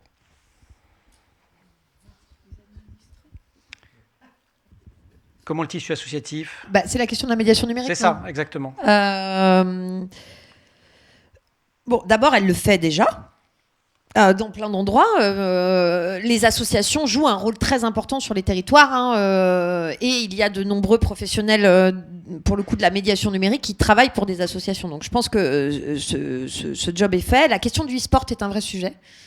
Il y a une organisation justement qui s'appelle NEC. C'est pas une blague, avec 2 C ce coup-ci, qui se pose cette question-là, c'est-à-dire comment est-ce qu'à un moment donné, on peut aussi utiliser la pratique du e-sport comme un espace pédagogique dans lequel on peut aussi accompagner des gamins, pour le coup, qui sont parfois très éloignés des structures classiques éducatives, dans un objectif un peu de remédiation quand même. Avec cette idée qui est d'ailleurs qui est que l'e-sport, mais qui est quand même une pratique compétitive, d'une pratique où on se fait, on fait de la compète, quoi, permet justement d'impliquer des enfants qui, du coup, s'intéressent pas aux enseignements plus classiques. Bref, cette idée-là, elle est importante. Ça veut dire qu'aujourd'hui, il y a aussi des conseillers numériques sur les territoires qui sont, pour le coup, du personnel qui travaille pour les collectivités et aussi pour des associations et qui sont financées, pour le coup, par la mission Société numérique de l'ANCT. Donc, il y a quand même toute une organisation qui est en place, ce qui n'empêche qu'il y a encore un gros travail de structuration à faire pour savoir à qui s'adresser, pour faire quoi et pour répondre à quel type de questions. Aujourd'hui, savoir qui est formé aux questions de parentalité numérique sur un territoire, c'est pas facile et c'est pas une question à laquelle on peut facilement répondre. Madame. Oui. Bonjour à toutes et tous. Merci beaucoup pour les interventions. Donc, je suis Manon Berriche, doctorante en sociologie au Media Lab de Sciences Po. Et c'est presque plus des remerciements qu'une question que je vais adresser. Mais j'ai beaucoup apprécié vos interventions parce qu'il y avait un grand respect pour les enfants et les jeunes, d'une part, mais aussi pour chaque discipline. Et une question que je me pose, c'est un petit peu, voilà, votre discours, il n'est pas forcément suffisamment entendu dans le débat public, mais je me demande aussi s'il est suffisamment entendu dans le débat scientifique et dans quelle mesure ce serait possible d'améliorer ce dialogue qu'il peut y avoir et ce respect mutuel qu'il peut y avoir entre différentes disciplines scientifiques. Et comme vous avez invité à conduire d'autres recherches, que ce soit Dominique Pasquier sur les couples, mais aussi sur d'autres sujets. Voilà, comment un peu vous envisagez cet agenda de recherche en quelque sorte qui serait sûrement nécessaire. Les sciences infocom veulent bien répondre parce qu'elles sont de toute façon pluridisciplinaires et que par exemple moi en infocom je travaille jamais qu'avec des chercheurs en infocom, ils m'ennuient. Non, je rigole, ils m'ennuient pas. Mais en fait c'est une évidence qu'en fait sur ce type de questions, sérieusement sur ce type de questions, on ne peut pas travailler autrement que de façon interdisciplinaire. Et c'est pour ça, d'ailleurs, même que dans l'ouvrage Les enfants et les écrans, désolé de l'autopromo, mais c'est pour ça qu'on a fait ce choix de travailler avec des gens de différentes disciplines, en allant chercher des gens qui avaient des travaux qui étaient historiquement inscrits sur le sujet aussi, parce que les gens qui se découvrent spécialistes d'un sujet en 2 ans, excusez-nous, mais ça fait un peu mal quand ça fait des années, et encore, moi j'ai pas beaucoup d'années par rapport à d'autres ici, mais voilà, donc c'est important de situer l'historicité du sujet, de confronter, c'était positif ma façon de le dire, de confronter les disciplines. Et alors, voilà, l'expérience. Et non, mais alors, ce qui est important aussi, c'est, par exemple, sur les sujets, quand Dominique évoquait le sujet sur, le couple, etc. Par exemple, là, nous, récemment, on a fait un projet de recherche où on est 15, 2 disciplines différentes à travailler sur les cultures numériques des enfants et les familles dans et hors l'école. Et on ne pouvait pas travailler autrement. En fait, on s'est rendu compte en le faisant qu'on convoquait pas les mêmes techniques d'enquête, qu'on n'avait pas les mêmes approches. Et enfin, ça, on le savait, mais le fait de l'appliquer a rendu le travail beaucoup plus riche. Oui, non, mais je pense que c'est un enjeu fort, mais il n'est pas évident. Je sais que Dory arrive très bien à faire ce genre de choses. Elle manie, elle met à côté psychologie, sociologie, sans problème. Mais je trouve que c'est super intéressant d'avoir des apports disciplinaires différents et c'est pas facile quand même, parce que je suis entièrement d'accord avec toi, on est quand même avec des méthodes d'enquête qui sont complètement... Et l'expérimental, en termes en neurosciences, c'est pas quelque chose qu'on peut pratiquer, quoi. C'est impossible. Donc, qu'est-ce qui se passe quand on a un terrain complètement différent et qu'on essaye de dialoguer sur les résultats du terrain? Ça, pour moi, c'est pas clair. Et puis je pense que la question aussi, c'est à quel moment on invoque l'interdisciplinarité ou la pluridisciplinarité. C'est-à-dire qu'on peut aussi faire tous des recherches dans nos champs disciplinaires et d'avoir des temps, effectivement, un peu comme le fait par exemple le CNESCO, c'est-à-dire des conférences de consensus. À un moment, faire venir des gens de disciplines très différentes sur un même objet pour venir discuter leurs résultats avec des épistémologies qui sont très différentes, donc qui donnent des informations très différentes, et de voir effectivement est-ce qu'il y a des points de convergence sur ces grands axes-là. Ça, c'est la première chose. Et puis la deuxième chose, c'est aussi de créer du lien entre les communautés. Alors, il y a un réseau thématique éducation qui s'est créé au CNRS, dans lequel on a réussi, la première fois, il y a 770 chercheurs de toutes les disciplines qui s'intéressent à l'éducation. Ça va de l'histoire de l'éducation jusqu'aux neurosciences, normalement des champs qui ne pouvaient pas discuter les uns avec les autres, on va dire. Et puis, il y a des programmes, je pense, de recherche à pousser de ce point de vue-là, c'est-à-dire de dire, en fait, peu importe les objets, ce qui est important, c'est de créer, en fait, et de penser en amont, justement, les points de vue diversifiés sur ces questions-là, parce qu'en fait, ce qu'il faut qu'on réintroduise, c'est de la complexité dans le discours, et de comprendre les différents niveaux d'explication sur des phénomènes qui sont des phénomènes éminemment complexes. Donc je pense qu'il y a ces différents axes sur lesquels on peut essayer de travailler. Ou alors vous venez aux conférences du Monde, puisque Dory est un spécialiste de la chose. Regardez, elle nous a fait un plateau interdisciplinaire. Monsieur. Merci, bonjour. Thomas Macaluso, du programme Société numérique de la NCT. D'abord, je vous remercie pour vos interventions respectives. Et ensuite, de ce que je retiens aussi de vos interventions, c'est finalement le poids du facteur social, en fait, des facteurs socio-économiques plus largement, que vous avez rappelé à plusieurs reprises. Donc on a effectivement des usages qui sont souvent socialement situés, vous l'avez aussi également repris, avec ces notions aussi de capital culturel qui sont héritées notamment sur les usages des jeunes enfants. Et donc ma question du coup elle s'adresse à vous toutes et tous ici, de savoir comment est-ce que vous expliquez finalement tropisme là un peu plus sur le fait de mettre le doigt sur les facteurs plus techniques, technologiques, etc. Plutôt que finalement, effectivement, mettre la focale sur ce facteur-là plus social, qui est effectivement un facteur a priori plus explicatif des phénomènes que vous avez présentés tout à l'heure. C'est effectivement pas dans le numérique, c'est pas le seul domaine, du coup, on a tendance à faire ça aussi. Mais j'aurais aimé vous entendre, du coup, peut-être sur cette question-là. Merci. C'est parce que les objets techniques sont des boucs émissaires parfaits et que parler des inégalités sociales ou des différences de capital culturel qui expliquent largement, enfin en tout cas pour une sociologue, largement les choses, c'est produire un discours beaucoup plus complexe. Et je pense que malheureusement, les médias, et Emmanuel ne m'en voudra pas, ils sont obligés d'aller à des discours rapides, chocs. Et je pense que c'est une grande partie de la réponse à votre question, mais enfin pour moi. Hein. La deuxième partie étant de savoir si politiquement on a tant envie de ça, d'émanciper. Ben non, mais c'est une réalité, c'est-à-dire qu'on va couper le réseau, on va couper les canaux au lieu de se demander pourquoi l'eau elle circule plus vite ou moins vite d'un côté ou de l'autre, quoi. Et c'est quand même un vrai sujet, sachant en plus que on nous promeut à la fois une France EdTech avec un président de la République qui nous a dit qu'il rêvait de voir devant lui les futurs Elon Musk et Mark Zuckerberg de demain. Bon, moi, j'en rêve pas, en fait, de ces gens-là.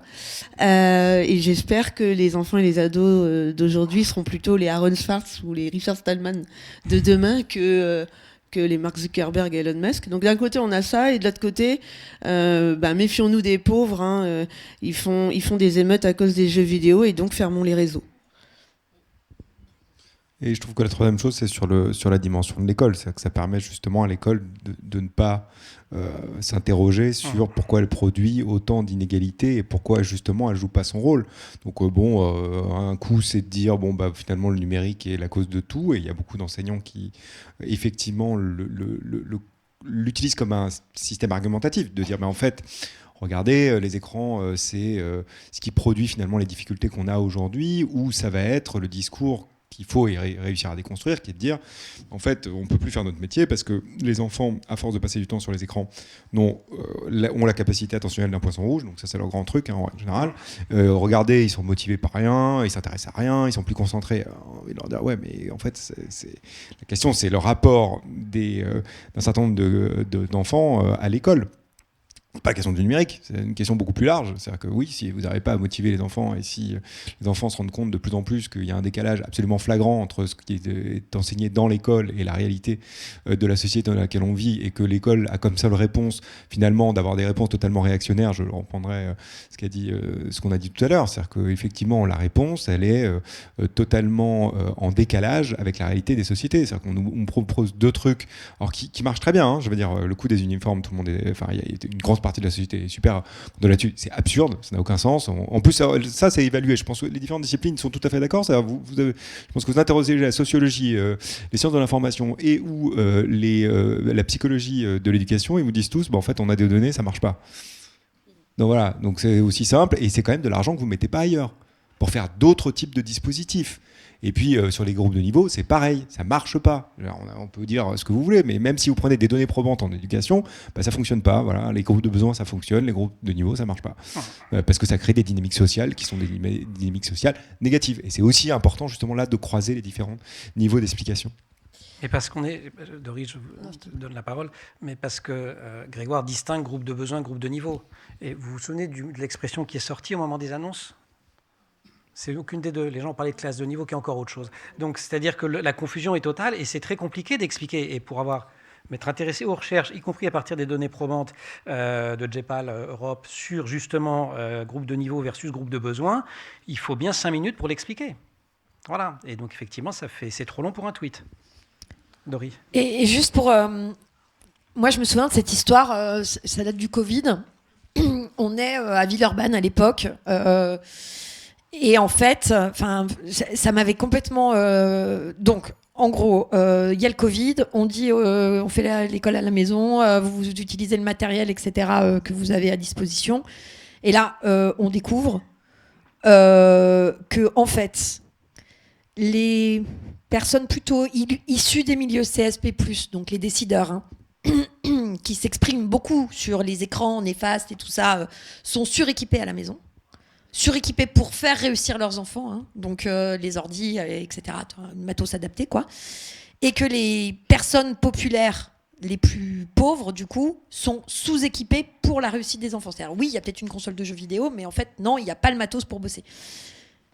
Et donc, c'est là que ça devient atroce, quoi. C'est-à-dire qu'en fait, ceux qui, depuis des années, crient au loup quand on dit qu'il faut faire de l'éducation numérique, il faut équiper, il faut se poser des questions de savoir comment est-ce qu'on se saisit du numérique dans les familles, etc., en fait, n'ont pas de problème, parce qu'en fait, ce truc, ils l'ont déjà. C'est validé, ils savent le faire, ils ont besoin de personne pour pouvoir l'apprendre. Et donc, ils sont tout bien confortables pendant le Covid. Et ceux qui, pour le coup, avaient le plus besoin d'aide, n'ont pas bénéficié de cette aide parce qu'il y en a qui étaient les plus favorisés qui criaient au loup. Moi, je suis à deux doigts de la révolte sociale à ce moment-là, quoi. C'est-à-dire qu'à un moment donné, ce qui se passe est injuste. Et vraiment est très marqué parce que en fait, si on considère malgré tout, il y a quand même plus de chances que ça se passe comme ça, que le numérique soit un atout vraiment pour demain en termes de métier, de savoir-faire, etc., d'intégration sociale, on est en train de priver des gamins et des familles de possibilités de s'émanciper pour le coup. Et je trouve que c'est quand même la question, c'est est-ce qu'on veut vraiment qu'ils s'émancipent ? Madame.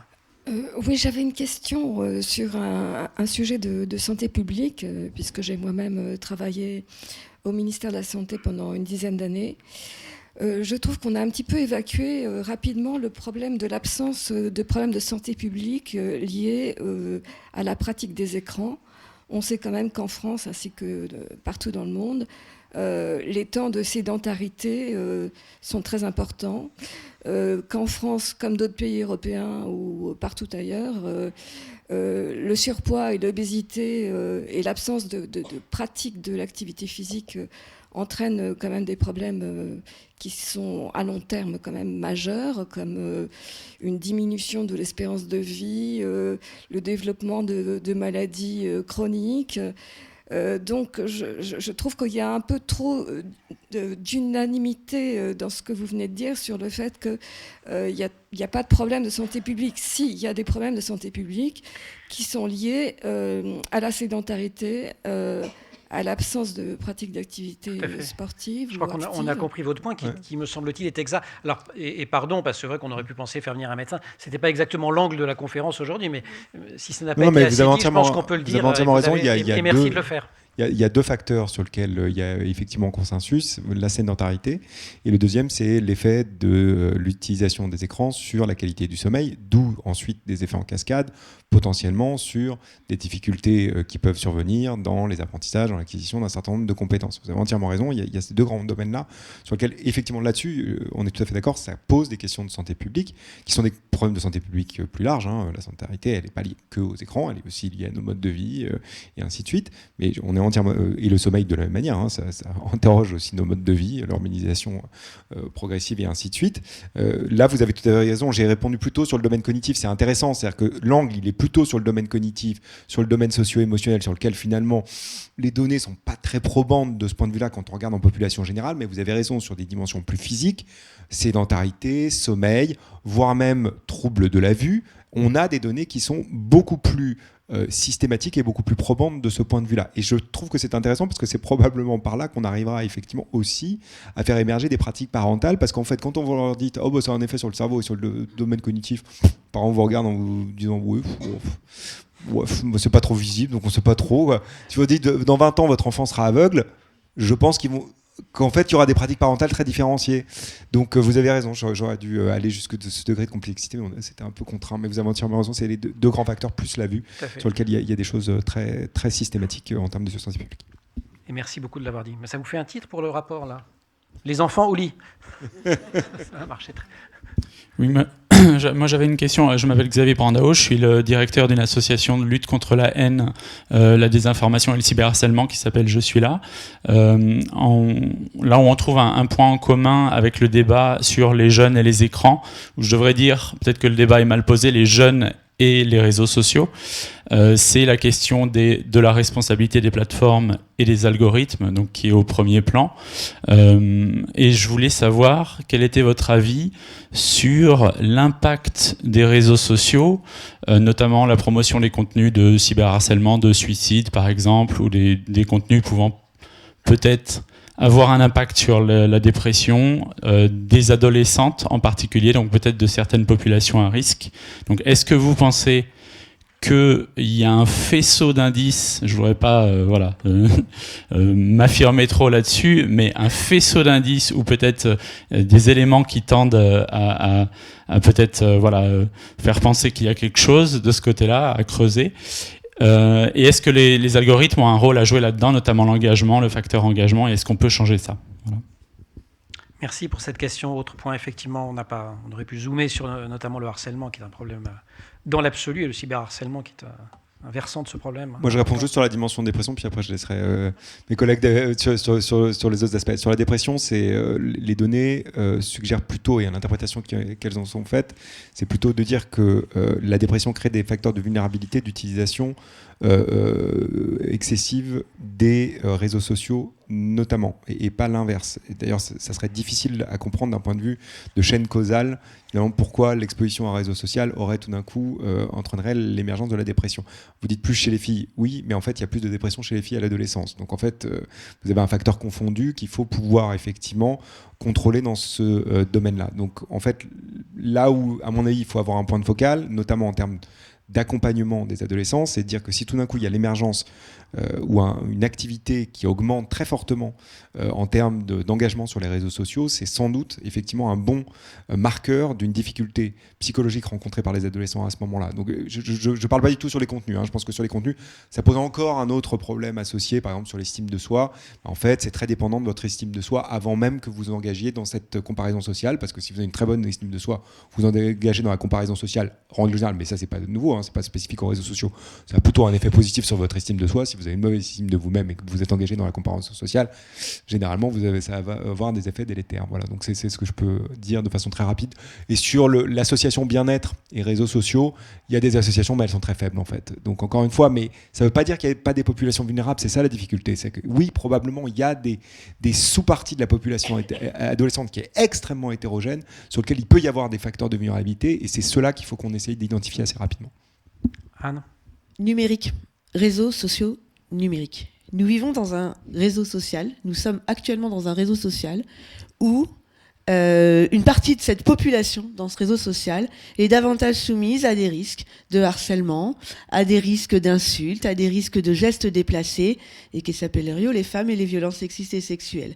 Et ça fait partie de la société, et les réseaux sociaux numériques font partie de la société, et donc les situations de vulnérabilité vécues par les filles dans la société, dans la rue, à l'école, et dans les cafés, etc., et ben on les retrouve avec caisse de résonance, je vais revenir sur les algorithmes, évidemment, sur les réseaux sociaux numériques. Et j'insiste sur ça parce qu'on a l'impression que les réseaux sociaux numériques, encore une fois, souvent on a l'impression que c'est une espèce d'entité métaphysique parce que c'est Instagram, il va se passer ça. Par contre, dans la société, on est tranquille. On est YOLO.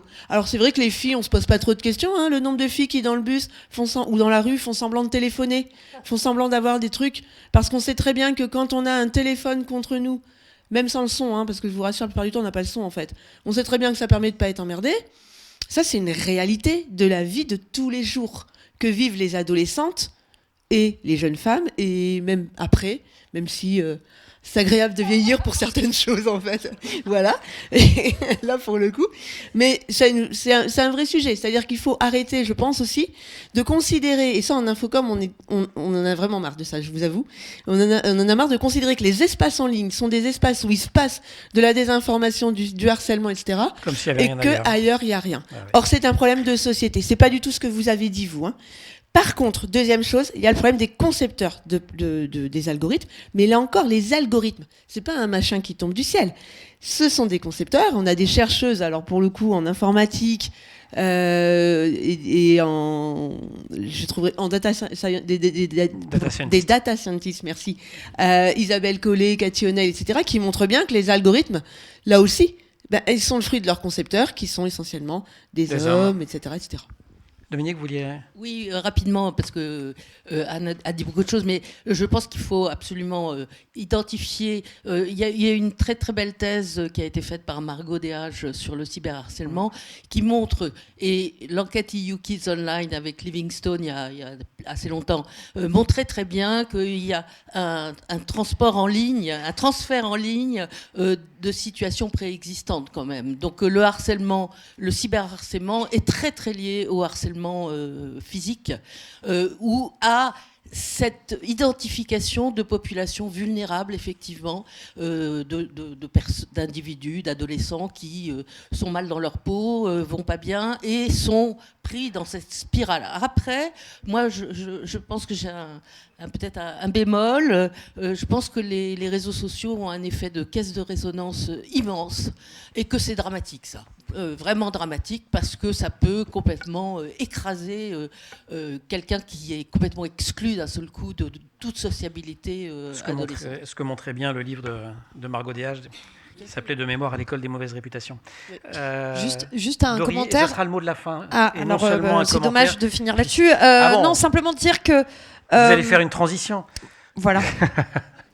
Simplement dire... En fait, sur la question de l'exposition, sur la participation des jeunes aux réseaux sociaux, il y a une question qu'on refuse de penser, je trouve, c'est la question des mécanismes de l'influence. C'est-à-dire, pourquoi est-ce qu'ils décident aussi eux-mêmes de se mettre en ligne ou en scène sur les réseaux? Qu'est-ce qu'ils cherchent aussi? Et il y a quand même toute une série de fantasmes que vivent les jeunes, enfin en tout cas que ressentent les jeunes, c'est-à-dire des représentations en tout cas qui les animent, qui sont plutôt orientées sur je vais être un peu célèbre, je vais fabriquer une communauté. Il y a beaucoup de réussite sociale aussi à se mettre en scène, potentiellement. On discutait hier soir avec l'équipe de Squeezie. Je veux dire, on est quand même sur des jeunes qui ont fait des carrières en se mettant en scène sur les réseaux. Et donc ce truc-là, c'est-à-dire, on voudrait jouer au mécanisme de l'influence et de la réputation et du je veux être célèbre, tout en aussi en étant très surpris des risques de l'exposition et de la mise en scène de soi sur les réseaux. Vous voyez ce truc? Et je trouve que en fait, c'est un mécanisme qui est mal traité, dans la mesure où on n'explique pas aux enfants, je crois, comment marchent ces principes de réputation, d'influence et de mécanismes de communication sur... vous voyez ce que tu vois ce que je veux dire? Ouais. Est-ce que c'est possible en 2 phrases quand même de dire quoi? Je crois qu'en fait le truc c'est que il y a un mécanisme, alors là pour le coup en éducation on le sait, on n'apprend pas par la peur, on n'apprend pas par la défiance. Et en fait, faire changer les comportements, c'est pareil dans la société d'ailleurs, on doit donner un vrai pouvoir d'agir, c'est-à-dire des vraies clés. Quel sens ça a d'être en ligne? Quel sens ça a de publier? Quel sens ça a d'évaluer l'information? Quel sens ça a de ne pas diffuser comme le font les seniors, puisque c'est la population qui est la plus exposée à la désinformation et qui est la plus soumise à la désinformation, contrairement à ce qu'on dit? Quel sens ça a de responsabiliser aussi l'autre dans les interactions en ligne et dans le rapport qu'on a à l'information? C'est une éducation aux médias, à l'information qui doit être porteuse de pistes, d'actions concrètes et qui est éminemment politique en fait. Il faut qu'on rappelle le sens politique qu'a l'information, qu'ont les médias et qu'a le numérique dans notre société, plutôt que d'être tout le temps dans un discours contre. Merci beaucoup. Je vais me faire un adversaire. Je suis désolé, monsieur. Il ne faut pas demander à madame, c'est moi qui suis en cause. Bon. Et on a déjà dépassé un tout petit peu l'horaire prévu, j'en suis confus. Peut-être je vous invite à venir dire ce que vous avez à dire aux intervenants à la sortie. Je voudrais qu'on les remercie très chaleureusement, tous ces intervenantes et ces intervenants. Je voudrais qu'on remercie les équipes de la NCT, Dory, les équipes du Monde, Sonia, Cécile, Morgane, merci Cédric. Bonne journée à toutes et à tous et on va essayer de continuer le débat dans le journal.